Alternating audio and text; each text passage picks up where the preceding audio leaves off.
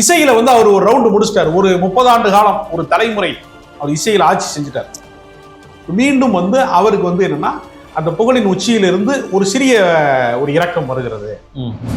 கடலோர கவிதையில உள்ள பாட்டுல அடியாத்தாடி அப்படி சொல்லும் போது அந்த அலை போறதுக்கான சவுண்ட் இருக்கும். அங்க அடியாத்தாடி அப்படிங்கிறப்ப போன ஆளை திரும்பி வரும். இப்ப நம்ம என்ன சொல்றது? இளையராஜா கும்மி பாட்டை திருடி விட்டார் என்று சொல்வதா?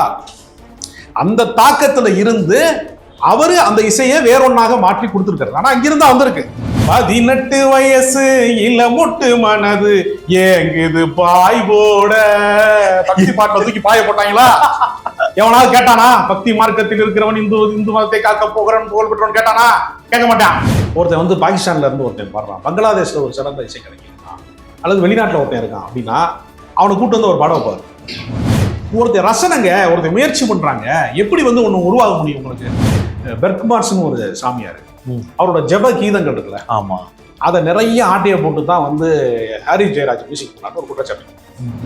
ரஹ்மான் தான் கடைசியாக 2 ஆஸ்கார் விருதுகளை பெற்றவர் என்கிற அந்த வரலாற்றை வந்து உடைக்கணும், அதை பிரேக் பண்ணணுங்கிறக்காகத்தான் கீரவாணிக்கு பல்வேறு பரிந்துரைகள் செய்து அவருக்கு வந்து அவசரமாக பல வேலைகள்லாம் அரசியல் செய்து அந்த விருது வாங்கப்பட்டது என்கிற குற்றச்சாட்டு இருக்கிறது. இன்றைய நமது நேர்காணலில் எழுத்தாளர் கவிஞர் ராஜகம்பீரன் அவர்கள் இணைந்திருக்கிறார். சார் வணக்கம். வணக்கம்.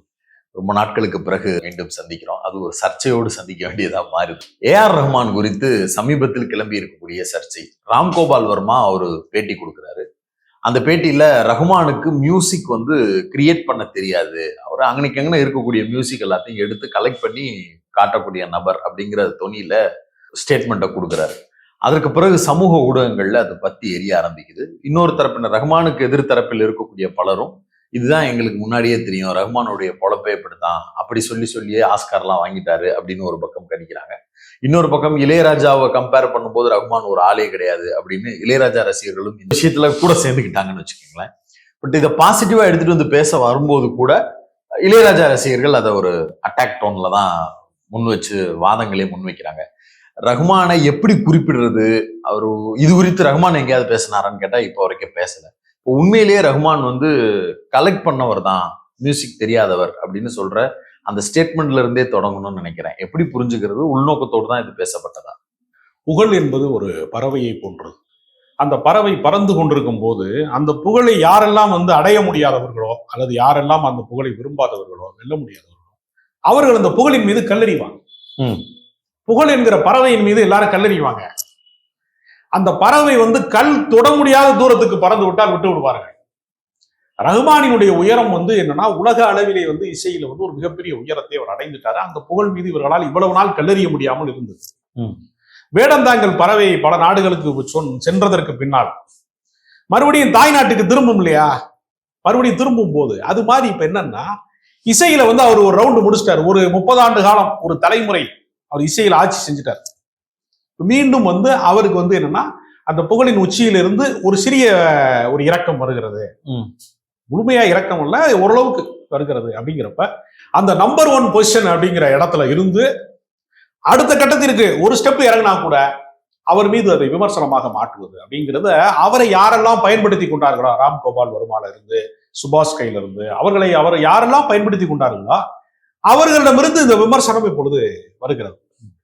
இந்த விமர்சனம் வந்து இயல்பாக வருகிறதா, அவரோட பணியாற்றும் போது வந்ததா, அல்லது அவரோடு பணியாற்ற முடியாத சூழல்ல வருகிறதா அப்படின்னு ஒரு நிறைய கேள்வி இருக்கு. நான் என்ன கேட்கிறேன்னா, திரை இசையை பொறுத்தவரையில அது ரொம்ப ஒரு இண்டிவிஜுவாலிட்டி ஆனது அப்படின்னு சொல்லவே முடியாது. என்ன காரணம் அப்படின்னா, பொதுவா இசைக்கு ஆமா இசையை வந்து ஒன்றினுடைய தாக்கத்துல இருந்தா இசை வரும். ஒரு பறவைகளின் சத்தத்துல இருந்துதான் அந்த சரிகம பதனியே பிறந்ததா சொல்றாங்க இசை ஆய்வாளர்கள் சொல்றாங்க. அப்ப இயற்கையிடம் இருந்துதான் நீங்க கடல் அலை ஓசையில இருக்கக்கூடிய ஒரு இடத்துல இருந்து அந்த இடத்துல இருந்து நான் ஒரு டியூனை போட்டேன் அப்படிங்கிற அந்த மாதிரி ஒரு டியூனை நான் வந்து கம்போஸ் பண்ணேன் அப்படின்னு இளையராஜா பலமுறை சொல்லியிருக்காரு. இப்ப நீங்க கடலோர கவிதையில உள்ள பாட்டுல அடியாத்தாடி அப்படி சொல்லும் போது அந்த அலை போறதுக்கான சவுண்ட் இருக்கும். அங்க அடியாத்தாடி அப்படிங்கிறப்ப போன ஆளை திரும்பி வரும். சுரம் வந்து எங்கிருந்து எடுக்கிறாங்க அப்படின்னா, அந்த பாடல் வந்து கடலோரத்துல நடக்கிற ஒரு காதல் கதைனா அந்த சவுண்டையே அவங்க வந்து இசைக்கு கொண்டு வந்து சேர்ப்பாங்க. அப்ப கடல்ல இருந்து காப்பி அடிச்சிட்டாரு இளையராஜான்னு சொல்ல முடியுமா? இப்ப இப்ப நாட்டுப்புற இசை இருக்கிறது, அதுல இருந்து நிறைய பாடல்கள் வந்து இளையராஜா உருவாக்கி இருக்கிறாரு. இப்ப நம்ம உதாரணத்துக்கு வந்து ஒரு விஷயம் சொல்றேங்க, கிராமத்துல கும்மி பாட்டு, குளவ பாட்டு, இப்ப நிறைய பாட்டு உண்டு இல்லையா, ஒயிலாட்டம், அதெல்லாம் ஒவ்வொன்றுக்கும் ஒரு பாட்டு உண்டு. அங்க பாடின ஒரு பாடல் தான் வந்து என்னன்னா, ஆன வரத பாருங்கடி, ஆன அழகர் வரத பாருங்கடி, ஆன மேல அழகர் தான் ஒய்யாரமா வரடி, தான தந்தன தான தந்தன தான தந்தன தந்தனே அப்படின்னு ஒரு பாட்டு இருக்கு. இந்த பாட்டை ஆயிரம் தாமரை மொட்டுக்களே வந்து ஆனந்த கும்மிகள் கொட்டுங்களே, இங்கு 2 ஜாதி மல்லிகை தொட்டுக்கொள்ளும் காமன் பண்டிகை, கோயிலில் காதல் தொழுகை தானன தானன. இப்ப நம்ம என்ன சொல்றது, இளையராஜா கும்மி பாட்டை திருடி விட்டார் என்று சொல்வதா? அந்த தாக்கத்துல இருந்து அவரு அந்த இசையை வேறொன்னாக மாற்றி கொடுத்திருக்காரு. ஆனா அங்கிருந்தா வந்திருக்கு, அதுல ஒண்ணு நமக்கு மாற்றுக்கிறதுலாம் கிடையாது. சரி, இப்ப வந்து பெருமாள் கோயில்ல காலையில தெரிச்சோன்னா ஒரு பாட்டு இருக்கு, ஒரு சங்கீதமான ஒரு பாடல், ஒரு பக்தி பாடல். நாதவிந்து கலாவி நமோ நமோ புரண புஷ்கல சீதா நமோ நமோ தரணனே, இப்படி ஒரு பெருமாள் கோயில காலையில தெரிச்சு ஒரு பாட்டு. தானன்ன தானன்னா தானன்னே தானன்னா தானன்ன தானனே தாரணன்னா தாரரரரிராரோ, என் வீட்டு தோட்டத்தில் பூவெல்லாம் கெட்டுப்பார், என் வீட்டு ஜன்னல் கம்பி எல்லாமே கெட்டுப்பார், என் கதை சொல்லுமே அப்படின்னு ஒரு பாட்டு இருக்கு. இந்த பாட்டினுடைய பக்தி பாட்டினுடைய தாக்கத்துல இருந்துதான் இந்த காதல் பாடல் பிறக்கிறது. அதே பாட்டை அப்படியே போடல, அதுல இருக்கக்கூடிய ஒரு உணர்வை எடுத்துக்கிட்டு வேறொன்னா அவங்க வந்து ஒர்க் பண்ணிருக்காங்க. அதான் உண்மை. இது இசை புரியாதவன் என்ன சொல்லுவானா, அது அப்படியே தூக்கி வச்சிருக்காங்க, அப்படியே தூக்கி சில பேர் வச்சிருக்காங்க, நான் இல்லைன்னு சொல்லல. ஒரு பாட்டு சொல்றேன், அப்படியே தூக்கி வச்ச பாட்டுக்கான ஒரு உதாரணம் சொல்றேன். தேவாவுடைய இசையில ஒரு பாட்டு, ஒரு இயக்குனர் வந்து புகழ்மிக்க இயக்குனர் ஒருத்தர் போய், அண்ணா இந்த பாட்டு எனக்கு ரொம்ப பிடிக்கும், இதே மாதிரி வேணும், என்ன பாட்டு உங்களுக்கு பிடிக்கும்? மணப்பாற மாடு கட்டி மாயவரா தேரு பூட்டி வயக்காட்ட உழுது போடு செல்லக்கண்ணு அப்படின்னு ஒரு பாட்டுக்குல, ஆமா இதே மாதிரி வேணும்னே பாட்டு. எதுக்கு இதே மாதிரி? அதே பாட்டத்துக்கு அப்படியே வைக்கிறேன் எப்படிண்ணே அப்படின்னு வச்சுட்டு, மஞ்சள் மஞ்சளா மலர வச்சு ஜன்னல் ஜன்னலா ஜாக்கெட் வச்சு கண்ணால கலகலக்கும் கண்ணம்மா, ஓ முத்து பொண்ணு டால் அடிக்குது கண்ணம்மா, இது தேவா பாட்டு. அப்படியே அப்படியே காக்க காக்க கணபதி காக்க நோக்க நோக்க தானன, இது பக்தி பாட்டு தானே. இதை தூக்கி என்ன பண்ணாங்க, 18 வயசு இல்ல முட்டு மனது ஏங்குது பாய் போட, பக்தி பாட்டுல தூக்கி பாய போட்டாங்களா? எவனாவது கேட்டானா? பக்தி மார்க்கத்தில் இருக்கிறவன் இந்து இந்து மதத்தை காக்க போகிறவன் புகழ் பெற்றவன் கேட்டானா? கேட்க மாட்டான். ஏன் கேட்க மாட்டான்னா, அங்க சர்ச்சை செய்யறதுக்கு ஒண்ணுமே இல்லை, அது தேவா பாட்டு. விட்டுட்டான், தேவா மியூசிக் பண்ணிடுறா விட்டுட்டான். இதே வந்து வேற மியூசிக் டேரக்டர் பண்ணிருந்தான்னு வச்சுங்க, ரஹ்மான் பண்ணியிருந்தாருன்னா கும்மி அடிச்சிருவாங்க. ரஹ்மான் பண்ண மாட்டாரு, கும்மி அடிச்சிருவாங்க. இது எல்லா பாடல்களுக்குமே இது பொருந்தும். எங்கிருந்து வந்து, அதாவது நதி மூலம் ரிஷி மூலம் பார்க்க கூடாது அப்படின்னு ஒரு சொல்லுவாங்கல்ல, அது ஏன் சொல்றாங்க? நதி மூலம் ரிஷி மூலம் பார்க்க கூடாதுன்னா அதனுடைய தொடக்கம் அறிவியல் வளராத காலத்துல சொன்னது. அது நதி மூலம் இப்ப எங்க இருந்து வைகாறு, எங்க இருந்து உற்பத்தி ஆகுது, எங்க போய் கலக்குன்னு எல்லாருக்குமே இப்ப தெரியும். பார்க்க கூடாதுன்னு சொன்னது அந்த காலத்துல சில விஷயங்களை நம்மளால வந்து தெளிவுபடுத்த முடியாது, அதை போய் என்னது தேட முடியாது அப்படிங்கறதுனால அப்படியே விட்டுறலாம். அது வந்து அறிவியலுக்கு பொருந்தாத காலத்துல சொன்னோம். இப்ப நான் என்ன சொல்றேன்னா, பல சப்தங்கள் வந்து நம்ம மனதுக்குள்ள ஒழிக்குது. நம்ம பல பாட்டு கேட்டு தான் வளர்றோம். அந்த பாடல்ல இருந்துதான் ஒரு பாடல் பிறக்க முடியும். இப்ப நீங்க வந்து இயற்கையினுடைய நியதி என்ன? கடல்ல இருக்கக்கூடிய தண்ணி வந்து ஆவியாகுது, அது மேகமாகுது, மறுபடியும் மழையா பொழியுது, அப்புறம் மறுபடியும் கடலுக்கு தான் போகுதுங்கிறாங்க இல்லையா? ஆறு குளம் எல்லாத்துக்கும் தண்ணி எல்லாம் இருந்து மறுபடியும் சூரிய பத்துல போய் இது ஒரு மறுசுழற்சி ஆகுதுல. அப்ப நம்ம முன்னோர்களினுடைய இசையின் பாதிப்பு இல்லாம யாராலும் ஏதானே உருவாக்க முடியாது, இதுதான் உண்மை. அப்ப நான் மட்டுமே சுயம்பு அப்படின்னு யாரும் சொல்ல முடியாது. திரை இசையில நான் சொல்லவே முடியாது. திரை இசைங்கிறது கூட்டாஞ்சோறாகிற மாதிரி, குழந்தைகள்லாம் சேர்ந்து கூட்டாஞ்சோறாகும். உங்க வீட்டுல இருந்து ஒன்று கொண்டு வா, எங்க வீட்டுல இருந்து கொண்டு வா. இப்ப என்ன செய்வான்னா, இப்ப தேனி மாவட்டத்துல பிறந்த இளையராஜா ஒரு மண் வாசனையான பாடலை போடுறாரு. கருத்த மச்சான் கஞ்சத்தானா எதுக்கு வச்சான் ஒரு உரிமையை வச்சு பப்பப்பேன் போடுறாங்கல்ல. இப்ப தேனி மாவட்டத்துல பிறக்காத, கிராம வாழ்க்கையை பார்க்காத ஏஆர் ரஹ்மான்ட்ட போய் ஒரு சாங் கொடுங்க, கிராமத்து பாட்டு கொடுங்க அப்படின்னு கேட்குறாங்க. அவர் சவுண்ட் எங்க இருந்து இருப்பாரு? அவர் தேனி மாவட்டத்தில் போய் குலவ சத்தம் கேட்டிருக்காரா, கும்மி பாட்டு கேட்டிருக்காரா, அவர் அந்த ஊர்ல போய் வாழ்ந்துருக்கிறாரா? எப்படி பண்ண முடியும்? அந்த நேட்டிவ் தெரிஞ்ச ஒரு நபரை கூப்பிட்டு தெரிஞ்சுக்கலாம். அது சார்ந்த இசை, கிராமிய இசை சார்ந்த பாடல்களை முதல்ல உள்வாங்குவாங்க. அதுல நேட்டிவிட்டி என்ன கொண்டு வரும்? சரி, இதுவாது பரவாயில்ல, தேனி மாவட்டம் பரவாயில்ல. ஈரானிய படத்துக்கு ஒரு இசையமைக்கிறாரு, எப்படி மஜித் படத்துல இசையமைக்கிறாரு. அப்புறம் அவர் ஈரான்காரராக தான் இசையமைக்கணுமா? அப்ப அந்த ஊருக்கு என்ன கல்ச்சுரல் சவுண்ட் இருக்கு? அவங்க என்ன மாதிரியான ஒரு ட்ரெடிஷனல் சவுண்ட் என்னவோ அதை கேப்சர் பண்ணுவாங்க. ஒன்னொன்னுக்கு வேற வேற சவுண்ட் இருக்குல்ல. இப்ப நீங்க இஸ்லாமிய பாடலோட பேட்டர்ன், நாகூர் அணி பாடுற பேட்டர்னும் சீர்காழி கோவிந்தராஜன் பாடுறதும் ஒரே மாதிரியா இருக்கும். கரெக்ட். ரெண்டு வேற வேற தன்மை கொண்டு தானே. அப்போ ஒவ்வொருத்தருக்கும் வேற வேற ஒரு பாரம்பரியம் இருக்கிறது. இசையில வந்து அவங்களுக்கு ஒரு அடிநாதமா ஒரு விஷயம் இருக்குது. இவங்க என்ன பண்றாங்கன்னா, அவர் என்ன செய்வாருனாங்க, ஆகச்சிறந்த சவுண்டு. சில பேர் விமர்சிக்கும் போது கொஞ்சம் இதா கூட சொல்லுவாங்க, மோசமான ஆட்கள் என்ன சொல்லுவாங்கன்னா, ரகுமான் ஒரு சவுண்ட் இன்ஜினியர். ஆமா, அதுக்கு என்ன காரணம்னா, சவுண்டுக்கு ரொம்ப மெனக்கெடுவார், வேற ஒண்ணும் இல்லை. இப்ப நீங்க நாதஸ்வரம் இருக்குல்ல, நாதஸ்வரத்தினுடைய ஒரிஜினாலிட்டியான சவுண்ட் இருக்குல்ல, அதை நீங்க கொஞ்சம் கொஞ்சமா வந்து குறைச்சு, அதோட அளவை குறைச்சுன்னா வாசிக்கிறத குறைக்கிறது இல்லை. கம்ப்யூட்டர்ல வந்து அதை இவங்க எடிட் பண்ணும்போது அந்த சவுண்டை கொஞ்சம் கொஞ்சமா குறைச்சு ஒரு புல்லாங்குழல் சவுண்டு மாதிரி கொடுப்பாரு. அவர் என்ன சவுண்டுனே கண்டுபிடிக்க முடியாது. ஏன் ரகுமானை பின்பற்ற முடியலன்னா, அவர் பயன்படுத்துற வித்தைகள் இருக்குல்ல, அவர் அதுக்கு மெனக்கட்டுற விஷயம் இருக்குல்ல. இப்ப வந்து இந்தியாவில் வந்து ஒரு பெரிய இசைக்கலைஞர் ஒருத்தன் இருக்கான், ஒரு கசல் ஒருத்தன் பாடுறான் பாம்பேல, ஒருத்தன் வந்து பாகிஸ்தான்ல இருந்து ஒருத்தன் பாடுறான், பங்களாதேஷ்ல ஒரு சிறந்த இசைக்கலைஞர் இருக்கான், அல்லது வெளிநாட்டுல ஒருத்தன் இருக்கான் அப்படின்னா, அவனை கூட்டு வந்து ஒரு பாடம் வைப்பாரு. அவனுக்கு வந்து இசையமைக்கிறதுக்கு அவனோட எது அவன் ஸ்பெஷலோ, அவன் எதுல வந்து முக்கியமான ஆளோ அவனை கூட்டுருவாரு. பிஸ்மில்லா கான் வந்து பிரமாதமா வாசிப்பாரு அப்படின்னா அவரை கூட்டுருவாரு. இப்படி மெனக்கெடுவார் எல்லாத்தையுமே. லோக்கல்ல இருக்கிறவனை மட்டுமே வச்சு அது வேலையை முடிக்கிறது கிடையாது. சரி, இப்ப இளையராஜா இந்த மாதிரியான முக்கியமான இசைக்கலைஞர்கள்ட்ட பேசும்போது நீங்க கேட்கறது இசையே கிடையாது, ஒரு இசையை கம்ப்யூட்டரைஸ் ஆக்கிட்டாங்க, அதை தான் நீங்க கேட்குறீங்க அப்படின்னு ஒரு குற்றச்சாட்டை பெரிய ஜாம்பவான்களே குறிப்பிடுறாங்க. இப்ப நீங்க குறிப்பிடுற மாதிரி ஒரு நாதஸ்வரத்தை டெசிபல்ல குறைச்சு வேற ஒரு ஃப்ரீக்வெண்ட்ல கொடுத்து அது என்ன இசைனே தெரியாத மாதிரி கொண்டு வந்து கொடுக்கறதுங்கிறது வந்து ஒரு மெஷின் செய்யக்கூடிய வேலை தான். ஆனா ஒரு இசையாவே நம்மளால கேட்க முடியலங்கிறதுக்கான வலு சேர்க்குது தானே இது. அது குறையாதானே பார்க்கணும், இல்ல அது அப்படி இருந்தா என்ன தப்புன்னு பார்க்கணுமா? இல்ல, அப்படி கிடையாதுங்க. அதாவது நான் நொங்கு தனியா சாப்பிட்டிருக்கேன், கிராமத்துல இளநீ தனியா சாப்பிட்டிருக்கேன். சென்னையில சமீபமா ஒரு 2 நாளைக்கு முன்னாடி நொங்கு இளநீர்னு சொல்லி நொங்க வந்து ஏதோ மிக்சியில போட்டு அரைச்சு இளநீக்குள்ள போட்டு ஒரு புது டேஸ்ட் எனக்கு கொடுக்குறான்.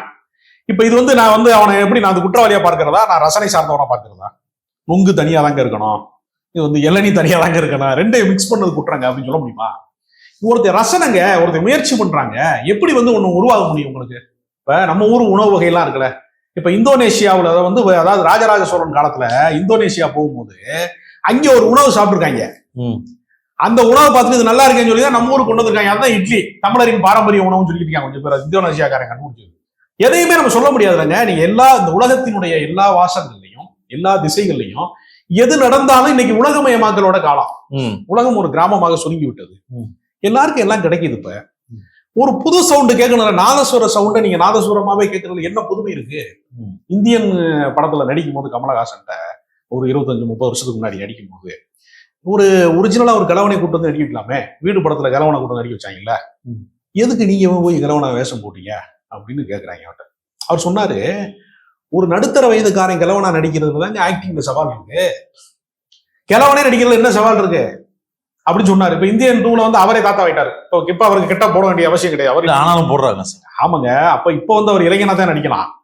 அப்ப இது வந்து என்னன்னா, ஒரு நடிகருக்கான சவாலான விஷயம் இருக்குல்ல, அதைத்தான் நான் செய்ய முடியும். இளையராஜா செஞ்சதையே திரும்ப செய்யறதுக்கு எதுக்கு ரகுமான் வரணும்?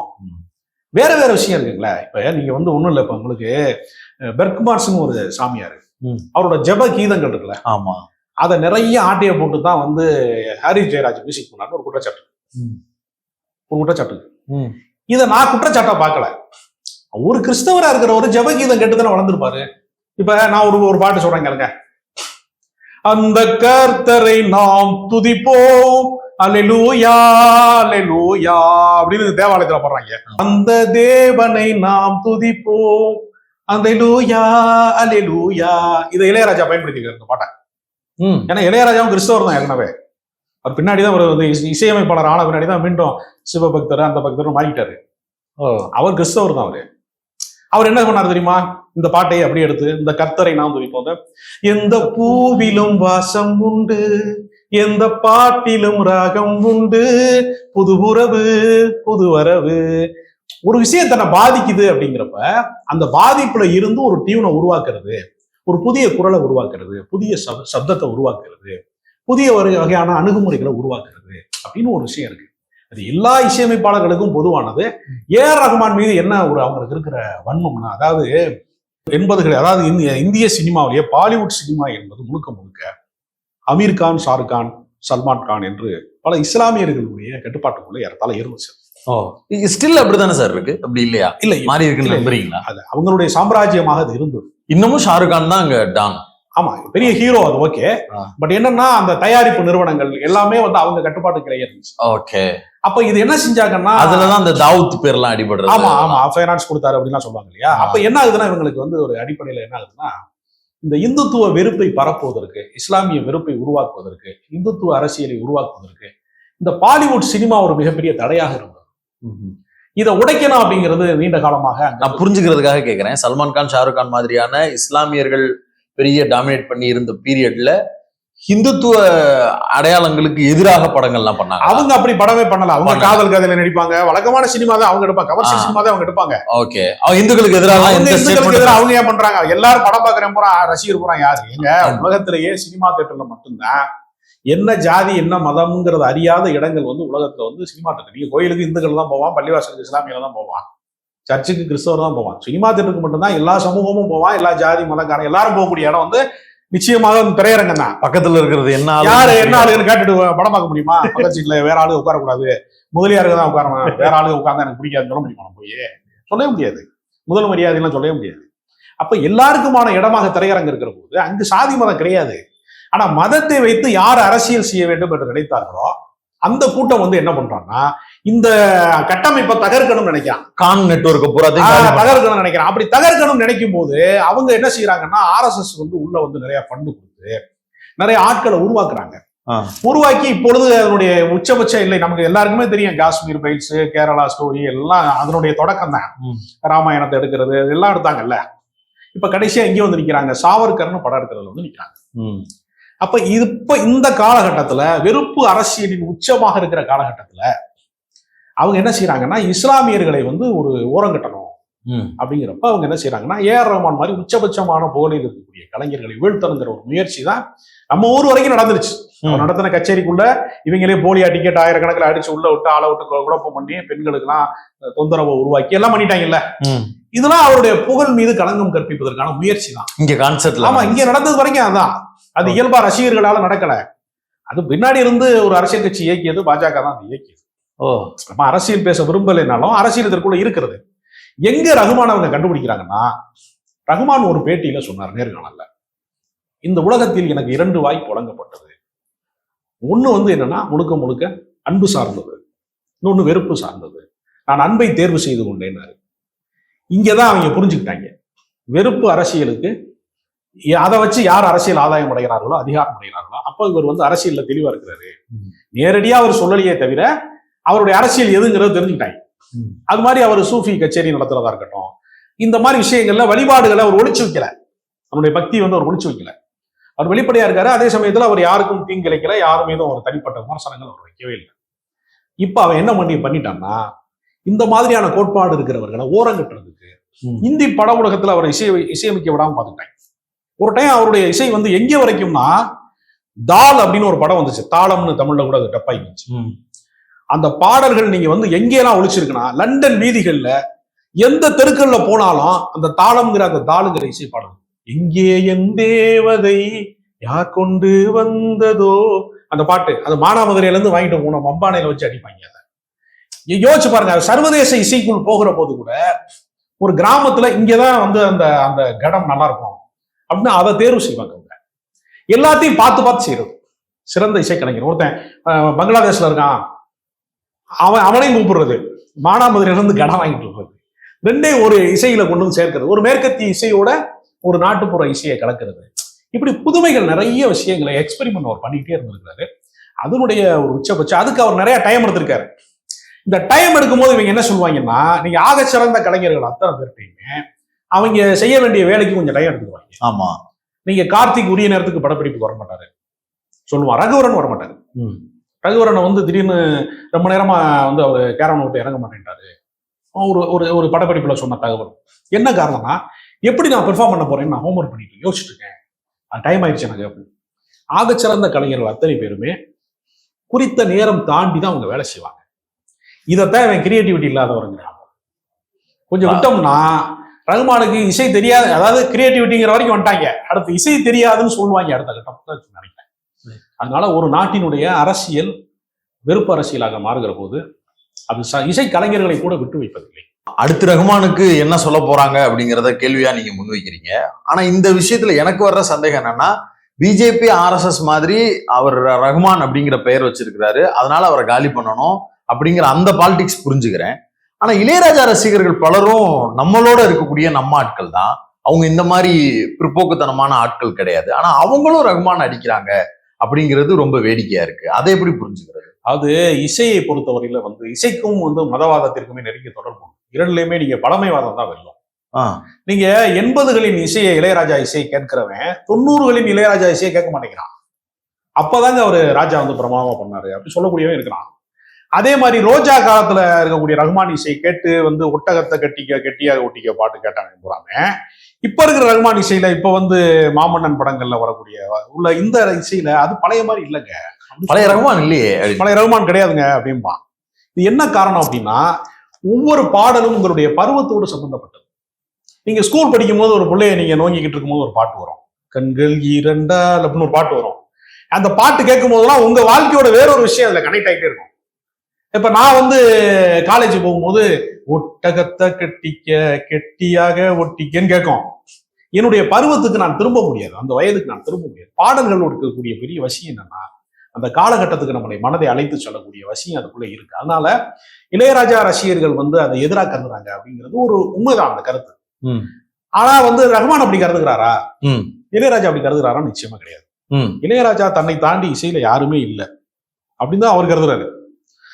ஆஸ்கார் விருது வழங்குவதற்கான பாராட்டு விழாவில் எம்.எஸ். விஸ்வநாதன், இளையராஜாலாம் அமர்ந்திருக்கிறார். அந்த மேடையில ரகுமான் சொன்னது, இவர்களுக்கு தர வேண்டிய விருதைத்தான் இவர்கள் சார்பாக நான் பெற்றுக்கொண்டேன்னு சொன்னார்.